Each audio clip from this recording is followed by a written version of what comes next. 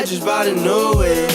Spend a couple thousand just to cruise it. Shawty said she love me, but I swear she'll never prove it. I never tell her, but I put it in the music. Well, that's okay. All I wanna do is make the best of my whole day. Thank the Lord up above, get the cream on the side, make you laugh to know it. That's the stuff that I love, la da da da.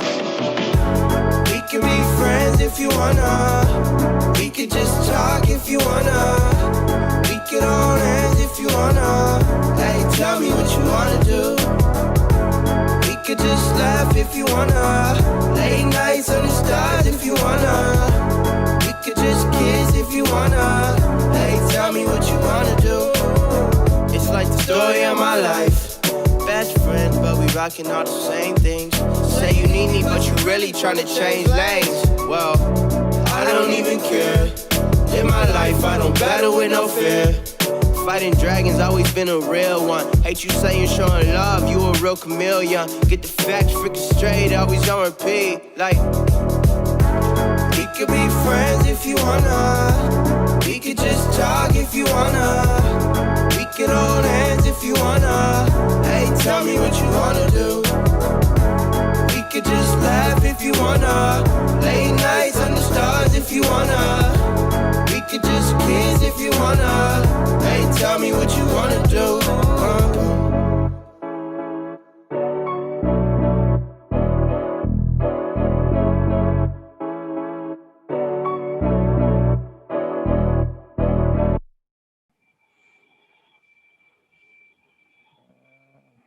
Sorry, Tesh, I'm having.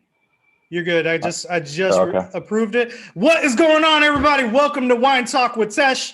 We are live on, oh, there goes Steve on Instagram. What's up? We're live on Instagram, Facebook, and YouTube. And we're very, very excited to have you.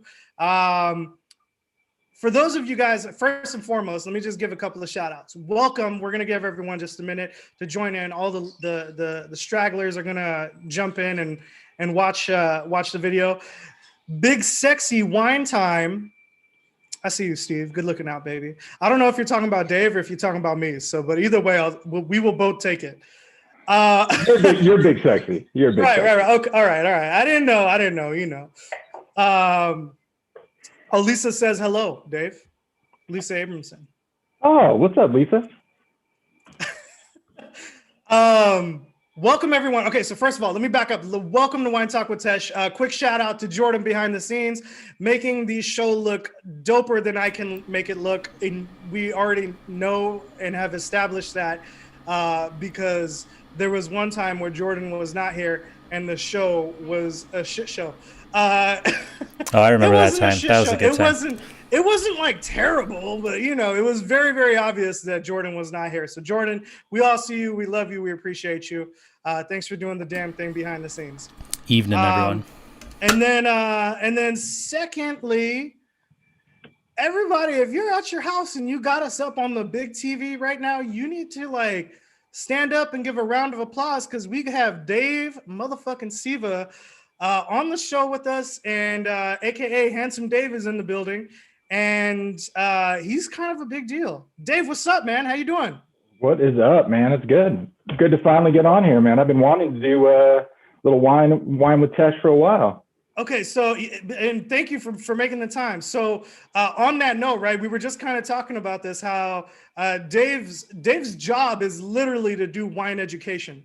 And so I don't know why it took this long to have him on the show. I've been buying wine from you for a minute now, but I think the stars just kind of lined up, and everything just kind of finally clicked, and it was like, all right, let's have Dave on. So I'm excited to have you, man. Yeah, no, it's good to be here. There's probably a lot of people on here. Those that do know me, you know, probably almost know me more as a bartender and a spirits guy than a wine guy. So, you know, I'm glad to get a chance to flex some wine muscle. Yeah.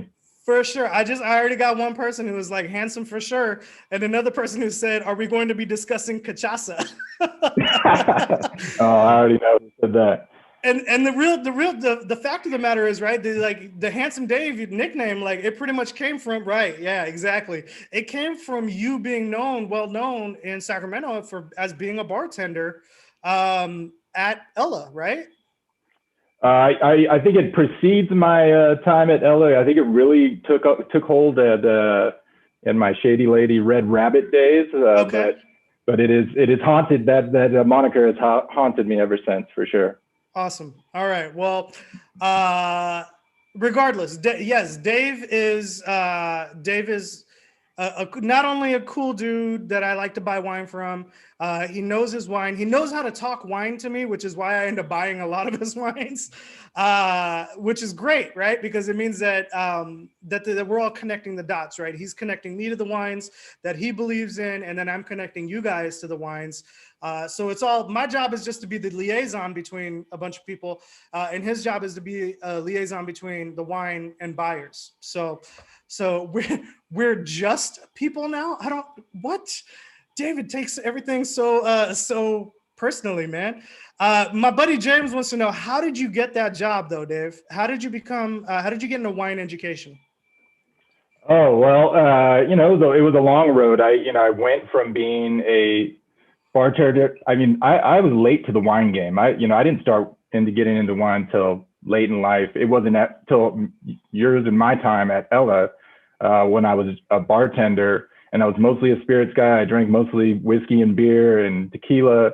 And then working at Ella, really got exposed to all these amazing wines. And before that, I mean, I worked in the restaurant industry, but I knew the basics of wines, but I never worked at a program like that where I got to constantly taste all that really good stuff, and I got hooked. So, and then there was, of course, as you know, other people around who were studying, trying to pursue certifications and whatnot. So I got involved in that, started going to some tasting groups and started studying with the court and doing that process. And then, during our time together, got my certified with the court, and then grew up, got married, decided I wanted to change course. And then that never happens. Yeah, I don't know. There's a few of us out here that took that path because. Right.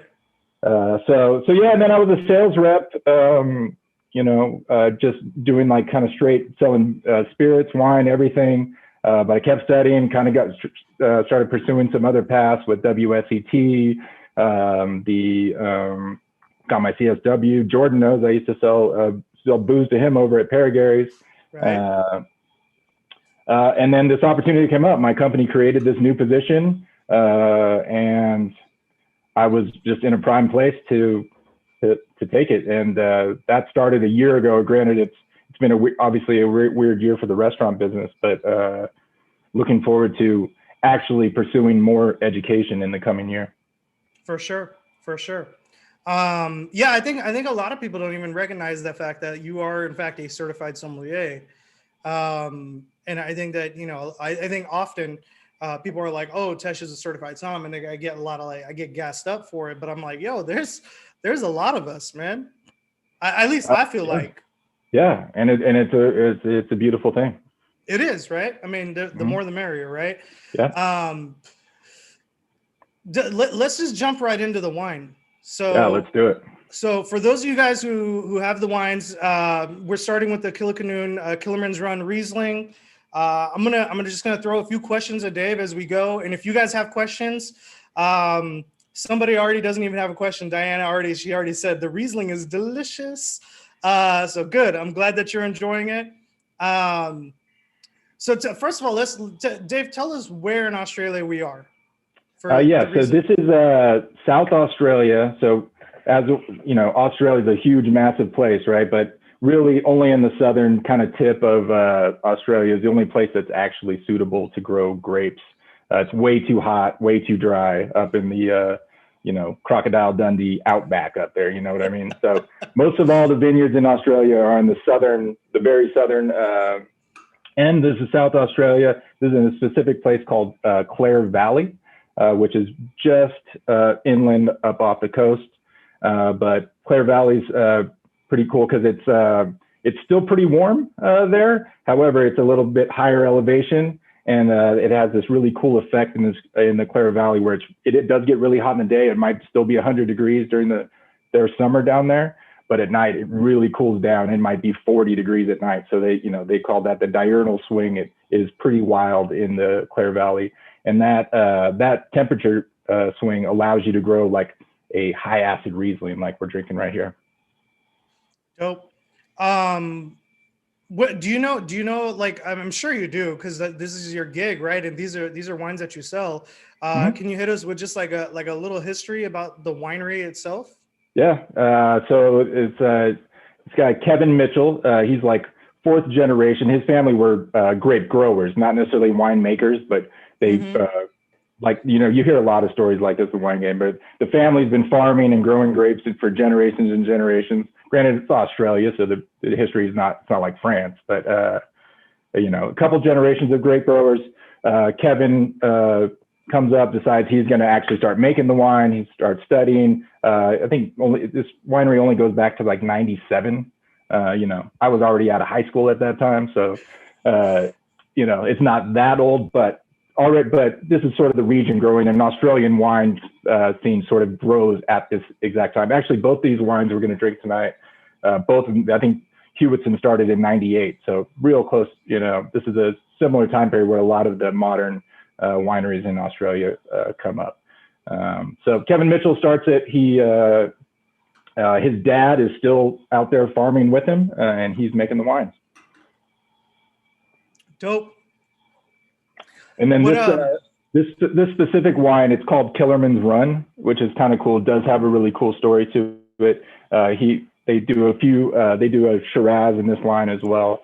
But Killerman was this squatter who was like famous in the Clare Valley. You know, this like real, I mean, I said Crocodile Dundee, but he's kind of this Crocodile Dundee character where he just like lived in it, like didn't own any land. He just like lived in a tin shed, was like farming out there on squatted land, hunting rabbits, and everybody got to know him. And he was kind of famous in the region.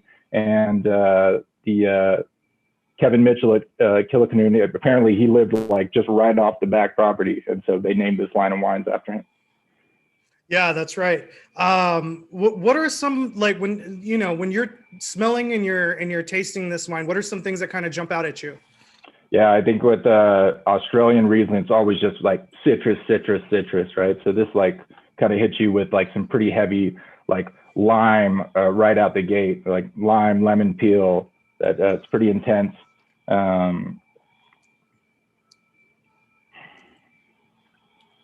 Then also like a good bit of tropical fruit as well, right? So I kind of I get a ton of like, but kind of like not like super ripe pineapple or anything, but it's almost like underripe pineapple, like the pineapple core or something, like kind of like green papaya, something like that. Yeah, it's definitely secondary to the citrus, right? Yeah, for sure. And then of course it's Riesling, so there is going to be a little bit of that mineral, slaty, petrol-y quality to it as well. Dave, a lot of people smell kind of, so I've run into this now, like being in the retail side. First of all, hang on, time out real quick. Nora, awesome. I am so glad that you're enjoying Riesling on a whole new level, right? And I think the biggest thing about Riesling is that Riesling has range, just like every grape has range, man. They come in so many different styles. So like one of my favorite things is when people come to me for wine and they're like, I don't like Chardonnay. And I'm like, now I kind of just want you to try some different Chardonnays, because I feel like you just have a skewed perspective of it, right? You just have too far this direction and there's the other direction, and then there's somewhere in between. And so there's a lot of opportunities for all these different varietals. So I'm glad to hear that a lot of you guys are saying that you guys are enjoying this. Jordan, thanks for putting the link up for the Riesling. I appreciate that. Where was I going to go next? All right. We were just talking about the notes. We were talking about little Riesling petrol-y notes. That's what I was going to say. I was gonna say, Dave, can you school us a little bit, right? So now that I'm on the retail side, I run into this every once in a while. I have people like will reach back out to me and they'll be like, "Oh, this wine, it tastes like chemically," and I'm like, "When you say chemically, do you mean like kind of like gassy, like petrol-y, like?" And they'll say yes, and it doesn't taste right to me. And I'm like, okay, cool. Like I get that, and I understand that it's a preferential thing. But can you kind of school us on why why that exists and what role it plays in the Riesling.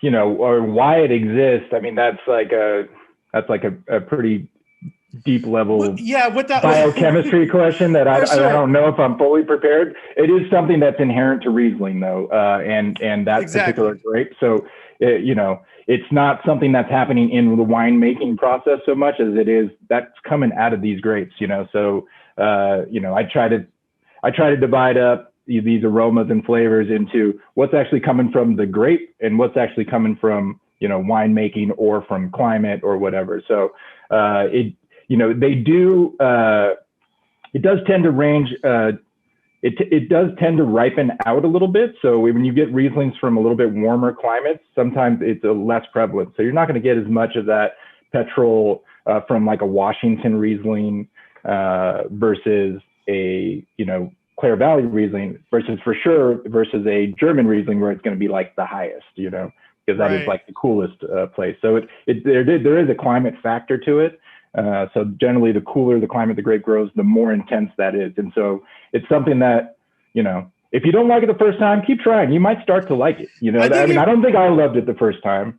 I agree. Like yeah. It's definitely one of those things that like your first thought of it would be like, oh, petrol, what the hell? But then like, you know, the more gasoline. You drink it. I don't want to drink gasoline. Right. So. Exactly. So for those of you guys who follow me heavily on Instagram, it was probably like last month. There was like National Riesling Day or something, and I put out a coupon code for like the weekend, and the coupon code was TDN. And somebody asked me, what exactly is TDN? And without diving too much into it, right? It's a reference to the chemical compound trimethyl dihydronaphthalene, and that is the substance that gives Riesling that kerosene petrol-y kind of aroma. And so that was me attempting to be cool and geeky. And people didn't know that word, so yeah. and everyone was just kind of like, what the f is Tesh talking about, TDN?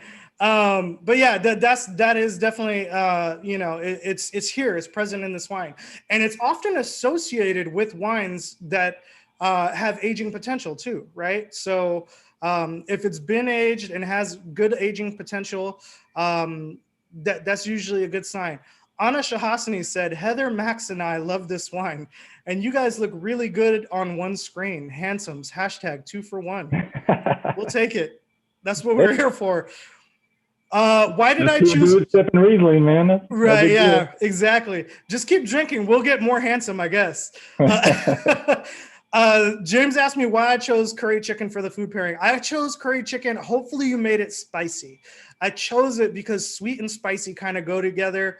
And I just wanted to, I told you, when I sent out that email with the pairing, I told you, like, I was in my car, I was doing deliveries, and a bunch of Bollywood songs kept coming on, and I was just feeling it for some reason. And then I got to the house and I was like, fuck all these other ideas that I had about pairings. We're doing curry. But I did want it to be spicy because I think that there's a hint of sugar, a hint of sweetness in this Riesling that bounces and plays well off of a spicy dish. And then also that spice plays really well with the Shiraz too. So that's why I chose chicken curry. And I wanted to kind of expand your horizon in terms of what you think can pair well with certain things. Because I think a lot of people would be like, let me back up. I think that a lot of people who don't do a lot of food and wine pairing might be like, Riesling and Shiraz don't make sense with the same dish, but they can. And you just got to find the right thing. And a lot of that is just experimenting, right? So my physique is not by nature, it's by a lot of food and wine. And it's just experimenting and trying stuff and going, oh, that works, oh, that doesn't work. So on that note, Dave, what would you recommend pairing with this Riesling?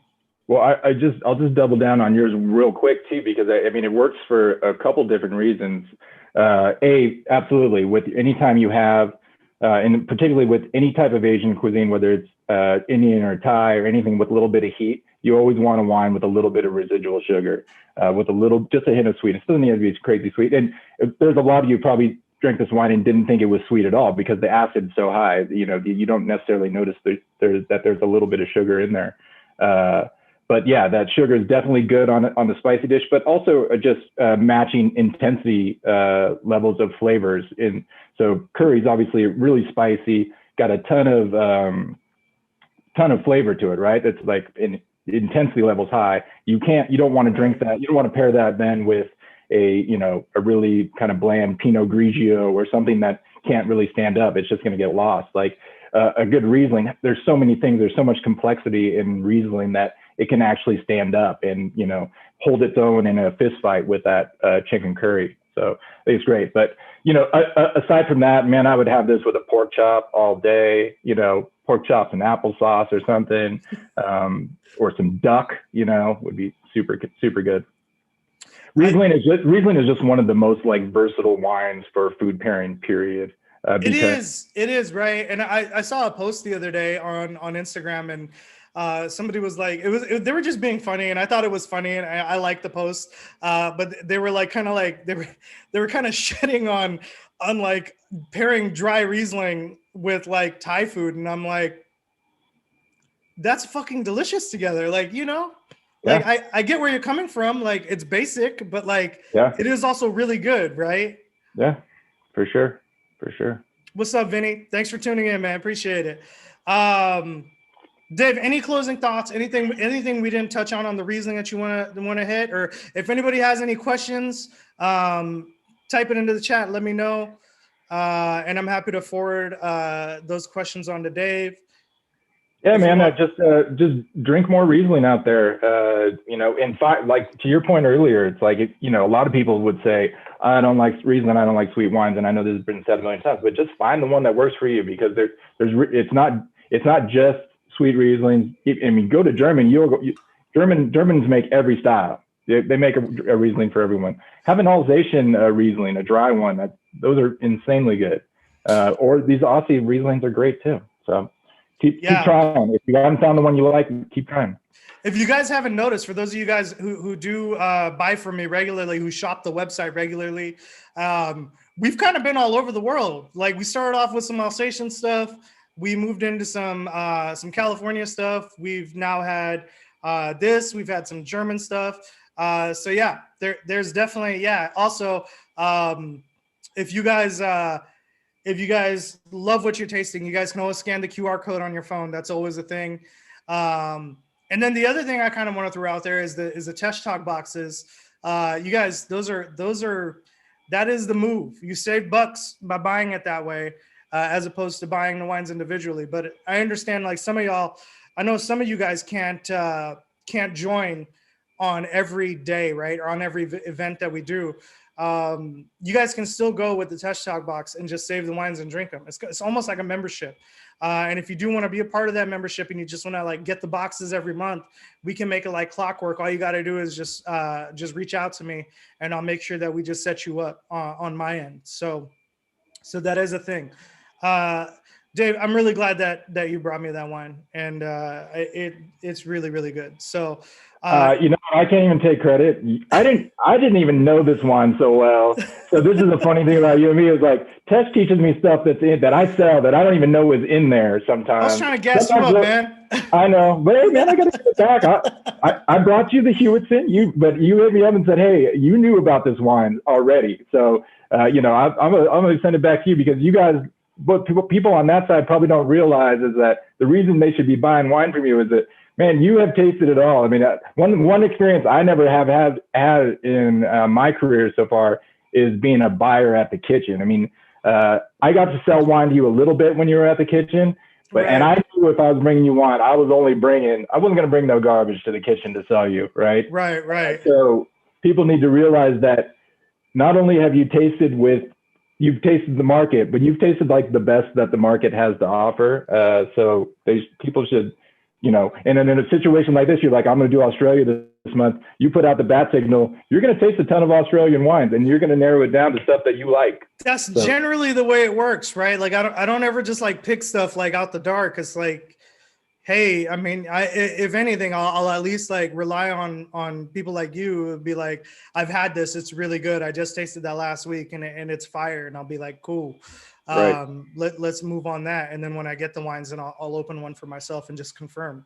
Yeah. So no, I appreciate that. All right, guys. Let me know what you guys. First of all, real quick, 2 questions. Who made the chicken curry? It sounds like James made the chicken curry. Did anybody else make chicken curry? I'm just curious.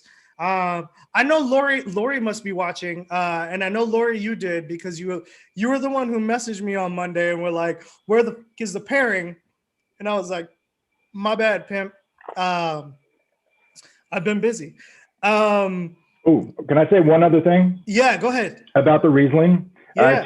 I told Tesh this. I forgot to mention it, but I opened my bottle on Monday. And it is better today than it was on Monday. So I would implore you, anybody who out there drinking, drink half that bottle tonight, put it in your fridge, and drink it over the next couple of days. These wines that have Rippin Acid like this, high acid, they will hold up long and they will get better with a little time. So don't finish that bottle tonight. Actually, either of these wines, don't finish the bottle tonight. Save a little for tomorrow and see how it changes. So that is a really good recommendation. All right, let's see. Christy said she feels like she should be getting 2 Tesh boxes each month. Every wine is so dang good. This can be arranged, Christy. I got kids to feed. Curry is really good. Good, Carrie Ann. I'm glad that you are enjoying it. James said that the curry was time consuming, but not hard to make. Good. Curry is not that complicated. So I'm glad to hear that it was good. And Tori, dope. I'm glad to hear that you had a good experience as well. In the fridge, yes, put the Riesling in the fridge to hold it over the next few days when you're done with it. And this is great for a lot of you guys, like Ralph and Marianne. I know that you guys aren't gonna finish that bottle of Riesling tonight because you guys don't drink on the level that some of us do. So yeah, just drink a couple glasses, right? They can be small glasses, and just enjoy it over the course of the next few days. Actually, Christy sent me an email telling me about the Abadia Retuerta that we had last month, that Tempranillo based red blend from Spain. And she was telling me that like it did incredibly well over the course of the week. So, you know, don't ever feel like you guys need to try and keep up. I just drink a lot and I can carry my own. So yeah. You can finish, Anna. I mean, you know. And then buy another bottle and finish it and then scan that QR code, baby. You know. Definitely loving the stories they tell over the days. I'll put the next bottle in the fridge for another day. Dope. All right, cool. All right, so for those of you guys who have the next wine, pour yourself a glass of the Hewitt Shiraz, and then we'll kind of dive into that. And I keep opening the screw cap like I've finished my sparkling water, and I haven't. Can we talk about twist tops versus corks? I heard if you're going to drink the wine soon, it doesn't matter. Is that true? Dave, you want to take this one? I feel like you should. You're the guest. Sure. Let's do it. Yeah. Obviously Australia, almost all the wines that come from Australia and New Zealand, they always have screw caps, also called Stelvin enclosures, if you want to be fancy, if you don't want to call it a screw cap. Yeah, I mean, in many ways, it's a superior product to cork. I mean, cork's more traditional, I know, but it's definitely a better seal. There's less chance of any sort of, faulty cork, oxygen getting onto your wine and then it aging prematurely. So for sure, if the wine's not built for long-term aging, absolutely, screw cap all day, Stelvin enclosure. Although I've heard that they have technology now that, they're making screw caps that are built for aging and allow a certain amount of oxygen into the wine in the same rate that a cork does. I don't have any experience with that, so I don't actually know if those work. But neither do I. It's still too new, I feel like. Yeah. Obviously, then you generally want cork for long-term aging because it's going to allow that sort of interaction with the wine and just a tiny bit of oxygen to help it evolve. James, I'll put it this way, man. You don't hang on to anything long enough to worry about it. I sell you wine, homie. We're all, it's all good. Like you're good. No, but real talk. No, what Dave said is completely accurate. It doesn't, unless you're planning on hanging on to it for years, right? It's not going to make a difference. So long term is years. When you get into years, that's considered long term, Laurent. Yeah, if you're going longer than 2 to 3 years, I'd say you should probably move into something that has a cork in it. So, I mean, having said that, I mean, some of these Australian Shirazes that come out, they do fine in it. They do fine. Yeah. So, you know, yeah, no, I agree. It's tough, right? Because like you don't want to tell people like one way or the other, but like Penfolds is a really good example, right? And I know that's not one of your brands, so I'm sorry, Dave. But Penfolds is a really good. That's why I like example. having your talk box. I get to drink a bunch of stuff that I don't normally get to drink. Exactly. Like Penfolds is a good example of a wine. They have such a big range, right? Like they have your daily drinkers to your like mid-range prices that all come in screw caps, and that's totally cool. But then when you get into their bigger, bolder reds that like have a tendency to be laid down, they just put those in cork because those are wines that can have the potential to age for 10 plus years. So yeah. I got that Opus One you told me to hold for 10 years. I said minimum 10 years. Opus One is huge. It's a big wine. The Opus One, okay, so I drank a 25-year-old Opus One, and it was still too young. It was still too grippy. The fruit was still developing. It still had a long way to go. So, and I'm not saying that about every vintage of Opus One, but I'm saying that particular vintage that I had, like you can lay that wine down for a long time. People don't realize. I see a lot of people drinking like 2016 Opus One, balling out, and I'm like, that's really cool. If by all means, if you like that style, like big, bold, and in your face, then drink it. But you know, that's a wine I feel personally that is built to be laid down and enjoyed at a later time.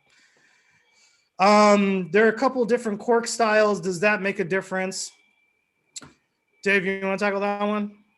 I mean, are you talking about like synthetic cork? I think that's what they're referring to. Like, yeah, like there's like the synthetic stuff versus I've seen a couple of them that have like it almost feels like rubber, but like those are kind of crazy. I forget what they're called. And like the glass. And then there's like the glass top. Yeah, I mean, these are all just winemaker choices that they can make. So you know. Particularly wines that are meant to be drunk in their youth, they just want something. Mostly what they want is something that is not going to allow the wine to get cork taint, which everybody knows what cork taint is. Yeah, I think I'm sure it's been talked to on here at some point. I've touched on it quite a few times now. So obviously you're not going to get that with a Stelvin enclosure. And then, you know, there's all kinds of, you know, environmental reasons to choose one or the other. You know, I don't have any real strong opinions on corks, to be honest with you. Yeah, neither do I, to be perfectly honest. I never make my decisions on wines based on whether or not they come in a screw cap, if they come with a cork, if they have a certain type of cork. That's never plays a factor in my decision on any wine. Like it never has, and I don't think it ever will, guys. I think that you pop open a bottle, you taste it, does it hit home for you? And that's what matters. So yeah, I think if there's any takeaway from this conversation is like get rid of any stigma you have towards any one style of cork that it's somehow an indicator of quality, because it's not. Yeah, it's just not. Yeah, and I understand that like there's a strong correlation between inexpensive wines like New Zealand Sauv Blanc, right? And they're not all inexpensive, for the record. I've had some New Zealand Sauv Blancs that get up there in price. But you know, I understand that there's a small correlation between inexpensive wines and the screw cap, but it doesn't matter, guys. It really doesn't. All right. Christy said that the Ned and Henry's rocks even 3 days out. Boom. She said, not great at IDing the flavors though. All right, Christy, we're gonna jump into this wine. So I had this wine with dinner. It's fire. It has this nice bright pop of fruit. But first and foremost, Dave, tell us a little bit about the winery itself. Tell us about Hewitson. When you said it was founded in 98? 98, yeah, same time frame.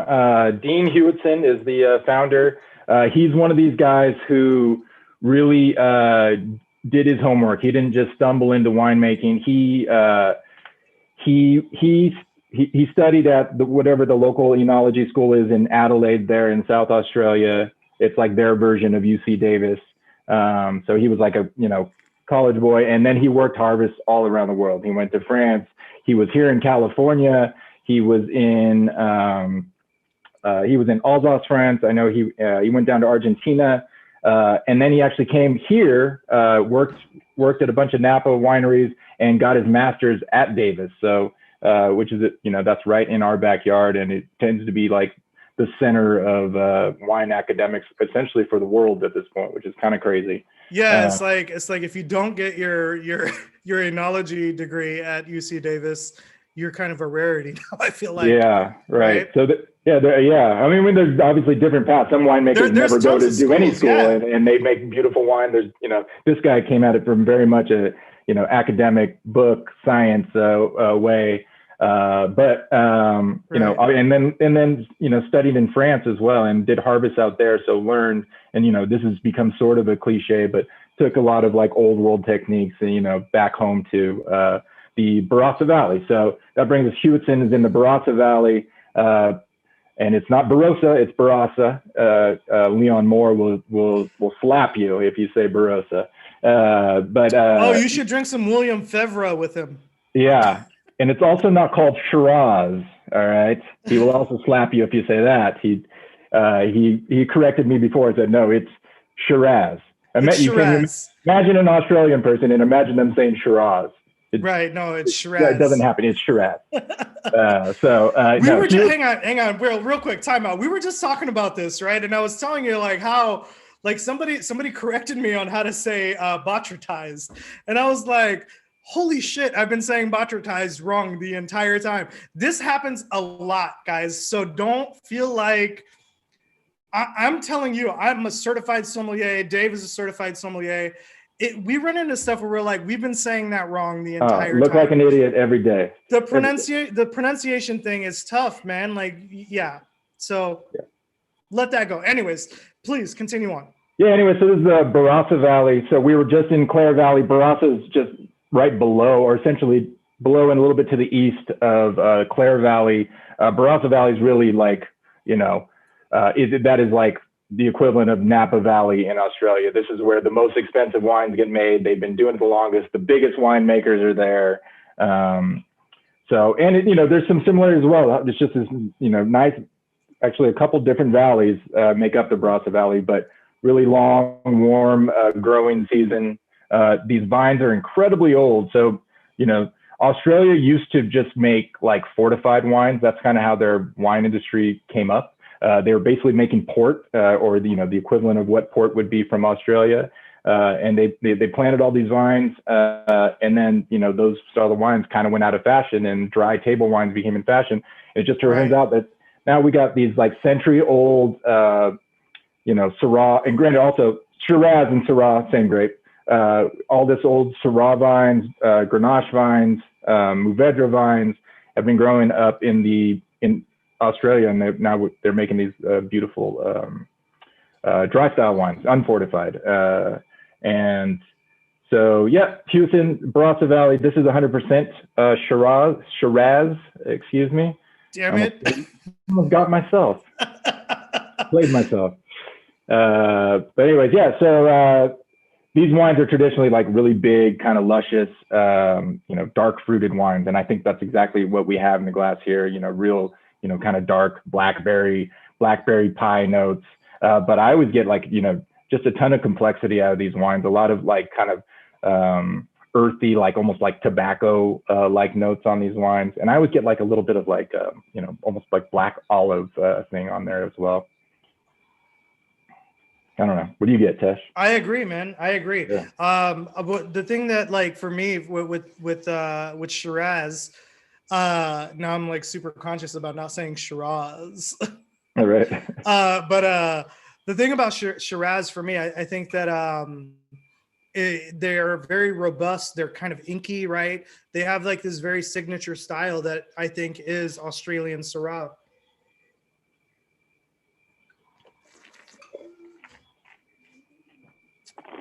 And for me, I think that it's a combination of like that strong like blackberry fruit lined by like that hint of blueberry on the finish. Mm-hmm. Tasting notes from two buzzed girls. Strong, tart, robust, exciting. And then it disappears fast and leaves you confused. # my dating life. God damn, honest shit, man. And then another person said that the Shiraz is amazing with Cajun ribeye. I like that. Yeah, I think that this is one of those wines that is like, I've always been really partial to Morton's Cajun ribeye. Obviously, I worked there for 5 years. So I got to eat a lot of Cajun ribeyes over the years. And as a matter of fact, I was just there last week and had a Cajun ribeye. It was fucking delicious. We didn't have Shiraz, but Shiraz and Cajun ribeye, I think, to me, is just the epitome of one of those beautiful pairings that just make sense. The smell is unique. Laurent, what do you mean? Is that a good unique or a bad unique? I don't know. I think it's a good unique, personally. I think this wine smells beautiful, and it really just kind of jumps out at you and grabs you and brings you in. Also, the reason why I recommended chicken curry, specifically spicy chicken curry, was because I think this plays really well. Now, I have a wife and kids, so I wasn't able to make the chicken curry tonight because our day didn't allow us to do that. But I did make a chicken rice porridge, and I added cayenne to mine so that way I could taste that spicy dish with both of the wines again. And I thought that the Shiraz really shined with that hit of spice. Ribeye and Shiraz, very Australian. It is. But it's I feel like it's one of those moves that never lets you down. You know what I mean? Yeah. Siva, what would you pair with this? I would pair like some like kind of classic barbecue ribs, like St. Louis style ribs or something like that. Something that's like smoky a little bit. A little smoky, right? A little bit, maybe a little hint of a sweet sauce, because to me, what's great about Shiraz is this is big, full-bodied, powerful wine that can stand up to powerful food. But at the same time, the tannins are really soft, right? This is not only you like dried out. It's not like, and if you ever pair like something that's a little bit sweet with something that's really tannic, like if this was Napa Cab, for example, like, and you paired, it's like it ends up tasting really bitter. So I think something like that, a little smoky barbecue ribs with a little bit of a whatever traditional Kansas City barbecue sauce would be killer with this. Agreed. What else? What other questions do you guys have about this wine? Let me know. Oh, Siva, why is it called Ned and Henry's? Oh, yeah, I probably should have said that. So Dean Hewitt's all his wines are named after his family members. So his two boys are named Ned and Henry. His wife is named Lulu, so he has like a Lulu Sauv Blanc. Blanking on his daughter. Any of the daughter? What is the daughter's name? Henrietta. Harriet. Oh, Harriet. Yeah, you got it. Harriet. There you go, Harriet. So he has like she has her own wine. Yes, exactly. Right. So yeah, he names all his wines after his kids and his wife. So Ned and Henry are his two boys. So and he strangely, which I haven't tried yet. Me and you, I'm gonna have to pull this when I get some inventory. I don't have any yet, and try it. But he claims to have the vineyard with the oldest Mourvedre vines in the world. It's called the Old Garden Vineyard. We don't have any at the moment. As soon as we get some, I'm pulling some, bringing it to you. But that's kind of a cool claim to fame. outside, obviously French and Spain, they got to be some old vines out there. But the trippy thing about this part of Australia is phylloxera has not been here yet. So these vines, and maybe I just opened up a can of worms that I shouldn't have, but these vines are planted, a lot of them before phylloxera, which makes them over 100 years old. And they're still on their own rootstock. These are not grafted onto AXR. I saw you put something about you had an AXR, some wine that's known for AXR rootstock that you put on your site. Yep. These wines don't have to do that because phylloxera, this disease, or these little mites have not been to this part of Australia yet. But it's something they worry about because all these vines are just sitting there, and absolutely, they're like, if it gets here, they're just going to get wiped out. Right, absolutely, and they should be afraid, right? Hopefully, phylloxera is. But in the meantime, drink this stuff because there's not a lot of vines in the world left that are on their original rootstocks. That's really cool. I didn't know that. Yeah. Thanks for sharing that. I got a question from Stephen Barry Jr. I've never heard of this guy before. He said, I feel like this is completely unrelated, Stephen Barry, but you know what? We'll fuck with it. Can either of you give me insight to Pepino and maybe some info regarding the world of natural winemaking? Go ahead, Stephen. That's you, bro. That's your boy. Yo, man, I'm not going to hate on natural wine right now.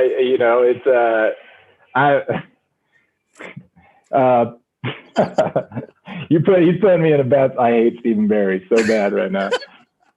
This is the problem why you can't have friends. You know what I mean? Exactly. During your wine talk with Tesh and just try to mess you up. Just trying to fuck with you right now. Oh man. Natural wine is delicious. I think we all, if anybody who's dove into the world of natural wine, I love the ethos. I love I don't want extra stuff in my wine. I want sustainable, organic, regenerative farming. I love all those things. But sometimes you get a bottle of natural wine that is just like hard to drink because there's so much it's straight fucking garbage, dude. Just say it, man. Yeah, no. It is, dude. Well, okay, look, I have really strong feelings about this. You don't have to go in because I'll go in for you. Well, look, I just want my fucking wine to taste good, bro. I just want my wine to taste good. I just want my wine to taste good. And then Aaron Ritchie just said, that's a messed up question, but to add on, isn't biodynamic and organic make it natural wine? I run into this all the time.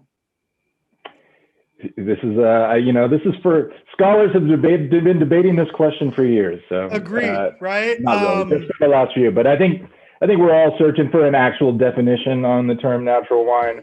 I think that's what makes it really tough, Aaron, is that and you're a wine professional and you know the answer to that already, but just for everyone's clarification, natural wine seems to have taken off in the wine community as like this very it's kind of like a thing right now, but natural wine by definition isn't.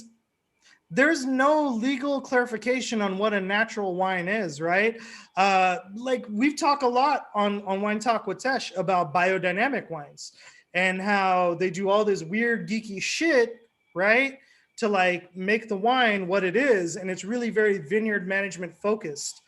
And they don't do anything to the wine unless they need to in the cellar. Aaron said, I think a hippie has to make it, which I think is hilarious. And conversely, right? Same thing, right? Like organic wines, right? Are they organically grown wines? Are they organically made wines? Is it organic in the cellar, right? These are questions that you have to ask. But I think at the end of the day, my question isn't, is it a natural wine? It's, do I like this wine and does this wine speak to me?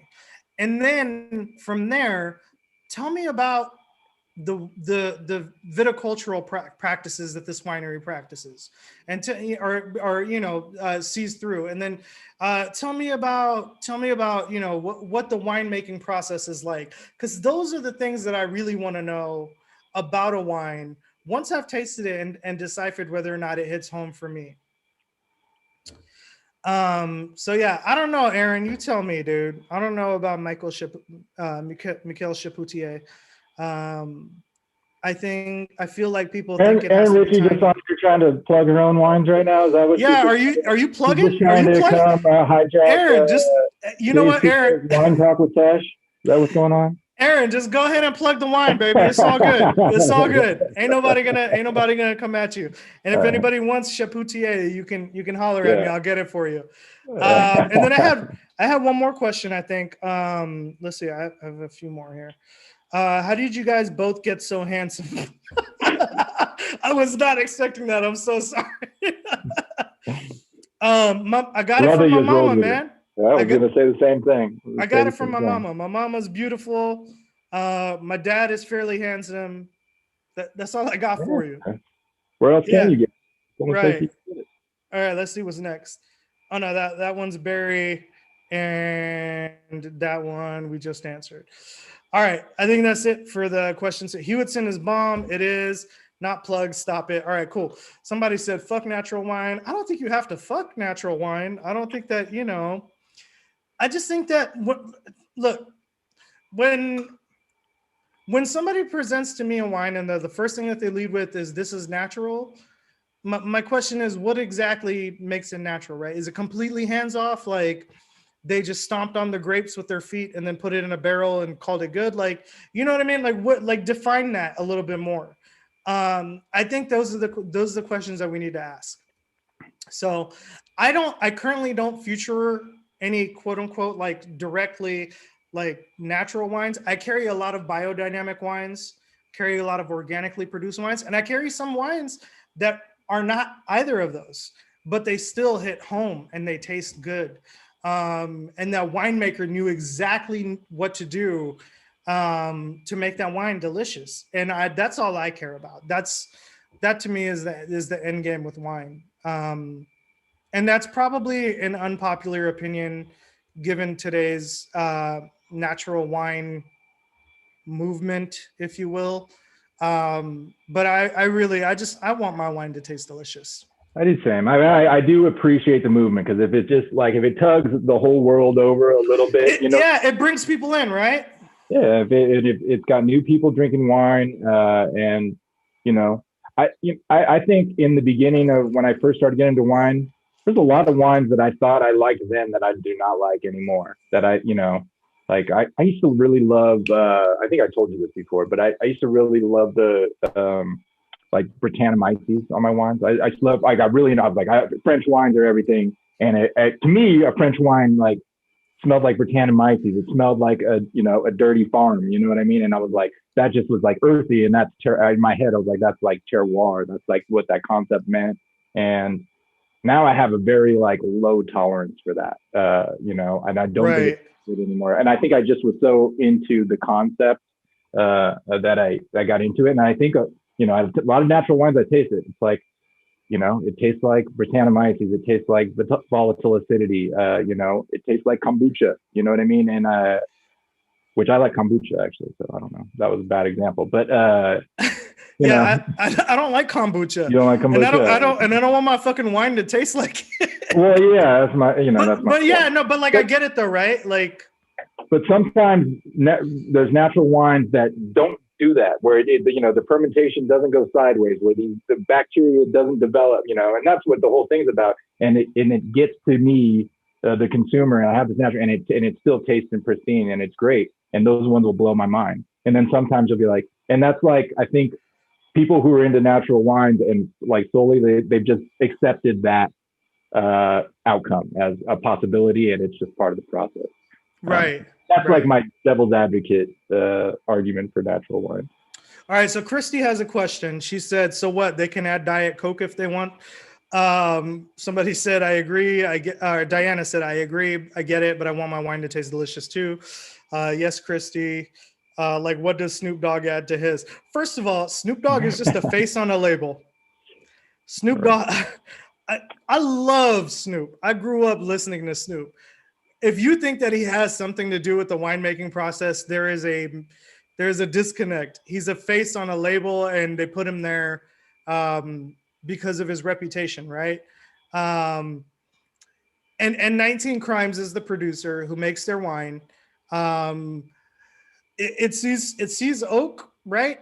I don't think that, and no, to answer your question, no, they don't add Diet Coke to it if they want. Like, you know, they do some cellar tricks to like manipulate it. They could add a little bit of this, they could take away a little bit of that through chemical manipulation.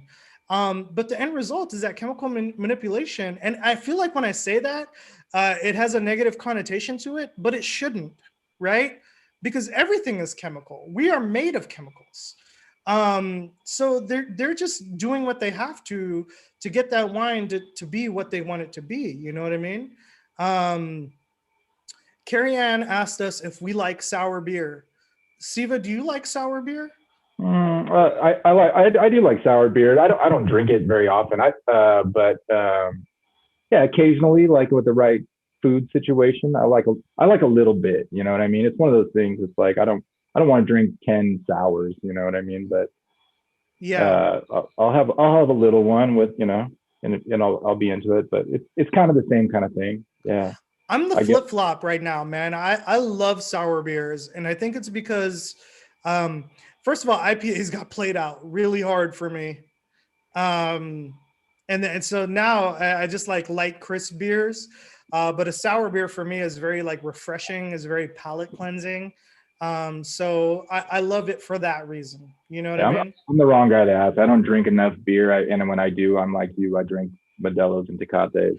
Yeah, so actually you were the one who commented when I opened up my wine fridge and there was like a whole row of Modelo in my wine fridge. Oh, there it is. I've seen them. And you were like, oh, I love that you have a fucking whole 12 pack of Modelo in your wine fridge. I'm like, yo, like you taste a lot of wine. You got to have some beer to wash it down. Just a bottle of a Tash right there and a Modelo.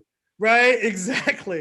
What else? Someday educate us on sulfites in wine. Nora, be more specific. What exactly do you want to know? Because sulfites in wine, sulfites is a natural byproduct of the fermentation process. It's going to exist in wine. So when people say that they don't add sulfites, that's fine, but the sulfites are there. It's there. Siva, do you have any 2 cents on that? It's complicated because there's a lot of places. I mean, we're back to the natural wine thing again. Like sulfur is like a big part of that, right? There's just a lot of different places in the process of winemaking where sulfur is used. Like, I mean, it's used like literally like in the vineyard. It can be there, and It can also be added during the winemaking process. And part of the reason you add sulfur is to sort of sterilize, to kill bacteria and other things that can get involved in the fermentation and send it sideways and create a bunch of flavors that you don't want in your wine, which is, you know, to my point, was why there's so much variation in natural wines is because there's a pretty hard line on not using sulfur at all. So, you know, you can have these like, you know, weird things happening during fermentation where, and their argument would be, you know, by throwing in sulfur, not only you're killing the bad things that you want to kill, you're killing some of the good things too. So that's what, you know, natural wine practitioners would say. You're actually lowering, you know, your potential aromas and flavors and killing the good stuff as well as the bad stuff. So I mean, my personal thing is like, I'm okay with some sulfur. I don't want a ton of sulfur, you know, because the wine can just become dead at some point when people use too much sulfur. And then, you know, on the other side, if you're asking about it like sulfur from a health perspective, I mean, I'm sure it's not great for you, but I would, you know, if you're buying like whatever orange juice from the grocery store, any other sort of natural product, I mean, there's probably more in that than there is in your bottle of wine. Exactly. Somebody, Christy asked, do they cause headaches? Does sulfites cause headaches? I would attribute more of that towards the alcohol. Yeah, honestly, I would. I mean, like, you know, you have a can of beer and it has like 5-6% alcohol. You have a bottle of wine that's 12 to 15%. It's going to hit you a little bit differently. It is. Just like a shot of 151 might hit you pretty hard as opposed to drinking a glass of wine. So there's no correlation between the sulfites and headaches thing. They actually think, from my understanding and from my research and what I've read, is that that's more often associated with the actual alcohol in the wine than anything else. They used to sulfate vineyards quite often in the past, at least in France. Yeah, that's true. So I want to talk about that, Dave. So one of the things real quick is you can smell the sulfur in a wine. So like if you pop a bottle, you pour yourself a glass and you stick your nose in that glass, if it smells like matchbook, if it smells like a fresh, like you guys, I'm talking old school now, because like who the fuck has matchbooks anymore, right? But like if you guys remember like what matchbooks smelled like, you pop open a pack of matchbooks and that smell, that sulfur smell, that if your wine smells like that, they use too much sulfur, like point blank. Yeah. I still remember the smell, not a long time ago, not sure now. People think that added sulfites are bad, but they are naturally occurring. Exactly. All right, cool. Sometimes I can smell a bottle of wine and it begins, and it can begin a headache. That is weird, Christy. That's strange. You know, I don't know how to explain that. I will say this, okay? As somebody who drinks a lot, you said that a lot of times on this. Because I do, bro. Because like, okay, so like, dude, like when I hang out with people, right? They don't understand that, like, I do, like, you know, like we taste a lot, right? And I don't spit as much as most somms do, because I'm like, yo, this is a $90 bottle of wine, and either it hits home for me and it doesn't, but more often than not, like, you know, $100 bottle of wine hits home, I'm gonna drink that. I'm gonna savor that. You also have the added benefit of doing your tastings at your house. Like you don't even got to go. I don't leave. You gotta leave. You don't got to drive. I'm always jealous. I'm like, man, I want to sit here and just taste with you, but I still got to get back to West Sacramento. You got shit to do, man. Yeah. It's like, man, I wish I just ran a at-home wine business and people just bring me wine and I just hang out. Hey, Not man. that that's all you do. I know. Yeah, I know. Well, I mean, no, I mean it kind of is. It's a grind though, you know what I mean? And yeah, I mean, a lot of people think that like I'm like killing it, and I feel, man, I'm still working, baby. I'm grinding. Like I'm trying to hustle, man. Yep. I'm trying to put food on the table for my kids, and I'm trying to build something for my kids to take over someday. That's something that my parents did not do for me, so I'm trying to leave it behind for them. Somebody asked, what if you love that sulfur smell? I mean, go buy a box of matches. And Christy said, then sniff it up. And my cousin said, man, if you like it, you like it. Right, if you like it, you like it. My cousin said, don't sulfured up wines. Yeah, man, do it. Do you, boo-boo? I'm not here to stop you. My cousin's Alicia said, don't try to keep up with Tesh. You may end up on the lawn. Facts. She has ended up on the lawn. It was not a fun sight. Ian said, can we do a whiskey talk with Tesh and Handsome Dave? Ian Kavuchin, what's up? I mean, I'm always down. I mean, I don't sell whiskey, so that would be the inherent problem with that. But you know, I have a good relationship with a few people in town who could probably help us figure that out at some point. Let's do it. I'll do it. Yeah, just for fun. Can you figure that out, Dave? Can we do that? Yeah, can we do a for fun whiskey talk with Tesh and Handsome Dave? Yeah, right. Okay, cool. And then you'll know I have no agenda because I don't sell whiskey anymore either. It'll just be honest facts. Right. I like that. Steve said Pepeño. Okay, explain that to us, Dave. What's the hidden joke there? No, you guys are gonna get me in trouble, man. No, it's okay, man. What's Pepeño? We went to a wine bar recently, these dudes and me, and we ordered a bottle of Pepeño, and it was delicious. Okay. That's all I'm gonna say. All right. I'm trying to disrespect anybody on this wine with Tesh. All right, cool. And it was delicious, huh? No. Oh. All right, there we go. Stephen Barry Jr. said, I love whiskey. Yes, for whiskey or bourbon tasting. I will tell you guys this. You guys are giving me some temptations to like figure out a way to make that happen for you, because one of the biggest questions I get all the time is, Tesh, what is your favorite thing to drink? and people are really surprised when I tell them that my favorite beverage is whiskey. I love wine. I'm passionate about wine. I read a lot about wine, and I try and keep up with that scene.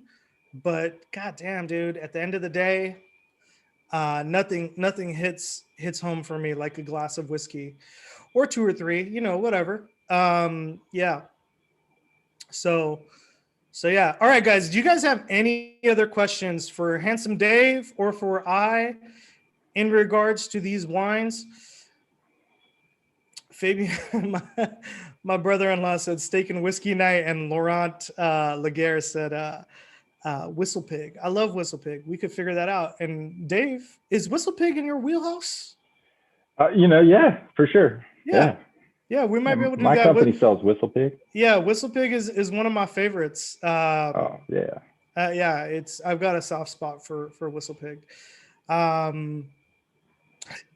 While you guys talk about, all right, Tori. Okay, that's a great question. And Lisa, yes, we could make a lovely flight. That would be a lot of fun. Laurent said, "Boss Hog, please." God damn, you. Gonna go straight to Boss Hog. We gotta make this affordable, man. Like, it's gonna be expensive as. It's gonna be everybody's gonna like ball out on this. Christy, send me an email and I'll connect you with some people and myself, and we'll just try and set up a time when you're in town. I know you're coming the first week of May. We'll set up a time for you to visit. For those of you asking about what next month Tesh Talk looks like, next month's Tesh Talk is going to feature sparkling wines, and I'm kind of taking you all over the world.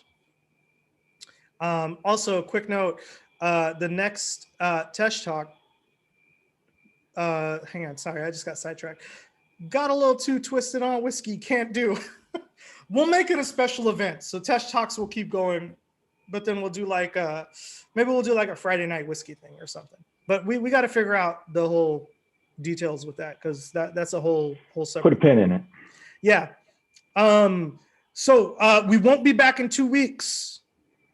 I want to make sure I say that again, because Jordan will not be here in 2 weeks. He's leaving me. As a matter of fact, Jordan is fucking gone for almost all of May. Like, goddamn, this motherfucker taking hella time off, and that's really good for him. And I'm happy for him because he deserves it, because he's a fucking gangster, and he does a lot of hard work. So he's taking a little bit of much needed time off in the month of May.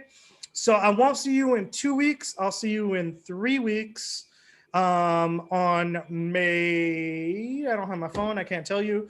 I'll shoot you a message. It's 3 weeks from now. And we will, that next month will be featuring sparkling wine. So yes. It's May 12th, I believe. Thanks, Jordan. Appreciate you having my back there. Clearly, I'm a bottle of wine deep, and I'm feeling myself. I was drinking before we started, so, I'll give myself that. But I am a bottle of wine deep. I've had more than half a bottle of each of my bottles here. Whiskey tasting, yes, we can do that. Zoom, yep. We are on Zoom. You guys just see us on everything else. Zoom, we use to connect to each other. And then we use a third-party restreaming app to send the feed to Facebook and to YouTube. And then, of course, Instagram is its own feed, which everyone has fucking tuned out of. We have like 3 people on there now. So thank you for the 3 who stood the test of time. Oh, Jordan, you see that? You're getting hella love, man. People like, I feel like you should just jump in and just say something. Yeah, thanks everyone for the love in the chat. Yeah. So Ralph, so this is the break right here for starting today. We're taking a 3-week break, and then we'll be back, and then it'll go back to every 2 weeks again. Jordan will be gone for the second Tesh Talk in May, but I'll handle that. So lower your expectations for that one. But basically this 3-week break, and then it'll go back to 2 weeks. And then we should be set for the rest of the year. Will Handsome Dave be there? Fuck, Dave. I mean, I don't know, bro. Where am I going to be? Will you be around for the next Tesh Talk? I'll sit back. I'll wait for the invite. If I get an invite, I'll always come. All right, cool. I love the Tesh Talk. All right, cool. Well, just so you guys know that Dave actually participates in the Tesh Talks. So yeah, no, I've been in the Tesh Talks. I am a purchaser of Tesh Talk wine box. Yeah, like they buy the wine. I don't need more wine in my life, but I do it because that's how I get to know about what else is out there, and because I know Tesh has impeccable taste. So you guys keep it going. Smooches, boo boo. I will say I think I've thrown this phrase out a few times at you. I'm trying to I want people to refer to you as the people's psalm. I think that's who you are in this community. You are the people's psalm, the only guy selling Latash and Snoop Dogg 19 Crimes on the same website. And that's man, dope. You know what? I feel like there's room for both of those things in this world. Absolutely. You and I have talked about this in your garage before. It's like, you got to hit people where they're at, man. And absolutely. The more people we get drinking wine, the better it is for everybody. For sure. Dave, I think I lost you on Instagram, but that's okay because we're going to wrap up here shortly. Yeah. Did your phone die or something? No, it's still on. I'm just looking at you. I don't know if I get kicked off. Okay. Yeah, that's all right. Don't worry. That's not going to bother. I think if it's okay. Christy wants to know if you're drinking too, Jordan. I really should be. No, but next time. Maybe. I was gonna say maybe I can come on the show in June once we're back and going live. Be dope. Yeah, that would be dope. We were just talking about this, Jordan. We were talking about Danielle and I were talking about like how it would have been nice if you would have actually been able to come today. For the fact alone that I wouldn't have had to smash 2 bottles alone. But, you know, it's all good. Laurent says, Boss Hog Mauve, please. So I got to tell you guys that so the Boss Hog, the number 5 was my favorite. It was the one that it tasted like biting into a baked apple. It was aged in Calvados cask, right? Did I get that right? That sounds right. Yeah. Laurent, you would have loved that one because I know you love Calvados. Diana's in love with you, bro. You got fans, bro. She about to go follow him at Dave Siva. I need a better name. I haven't been the most like social media savvy person. I'm just like Dave Siva on Instagram, but that's okay. Need to up my game a little bit now that I'm a Tesh Talk celebrity. You should see if Handsome Dave is available because I know you love it so much. I've been running from that name for like 10 years now, so I don't know. It's too late for me to embrace it now. No, man, just accept it for what it is. All right, I think we're going to spell his last name. All right, so it's DAVE SEVA, just like it sounds. Siva, DAVESEVA. You tagged me on Instagram. I'm on there. You can see it. Yeah. They're asking. Follow him, dude. He's a great person. Obviously, he knows his shit, and I've always enjoyed working with him. So thanks, man. Thanks for having me. Yeah, man. I don't want to disappoint you on my Instagram feed. It's mostly just pictures of my kids and my backyard chickens, and that's like there's not a ton of like wine content. Maybe I need to start putting out more. You know what, dude? I mean, that's his own thing though, because like everybody out there is trying to do so much shit now. It's like, regardless, I will see you guys in 3 weeks. Sparkling wines on the next Tesh Talk boxes. For those of you who are already signed up, those are automatically coming to you. For those of you who are not signed up, fucking get your shit together. All right. And get on that train because this is just getting more and more fun. And yeah, I appreciate the love. So Siva, thank you again for making time. Anytime, man. Taking time out of your family, dinner time, to come hang out and school us on some wines. If you guys loved what you tasted, scan the QR codes, check out the website, show Jordan some love. Jordan, you want to throw out your Instagram handle again? Yeah, it's Jordan Stefan _. I don't know. I'll type it into the chat. how do you spell my name? It's Steffen, and it's There you Stefan, not Stevens. Oh, there you go, Stefan. Did I call you Steven? No, it wasn't a jab at you. It's a jab at everyone else in the world. Yeah, all right. I was like, I'm pretty sure I known it was Stefan, but yeah, all right, cool.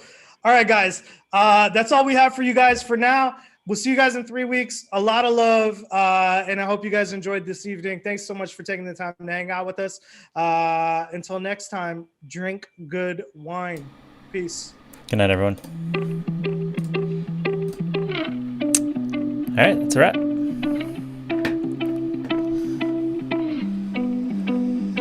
She said that she hate me, I hate me. That was awesome. I can always tell when you're lying, girl, you're see-through. All these miles away, yeah, I just wanna see you. Baby, give me good face, she hit me like seafood. Remember when I saw you, hi, it's nice to meet you. Know my old girl salty, she just wanna be you. I'm a dog, no Maltese, I don't wanna leave you. Once you're right here, I just don't wanna mistreat you, no.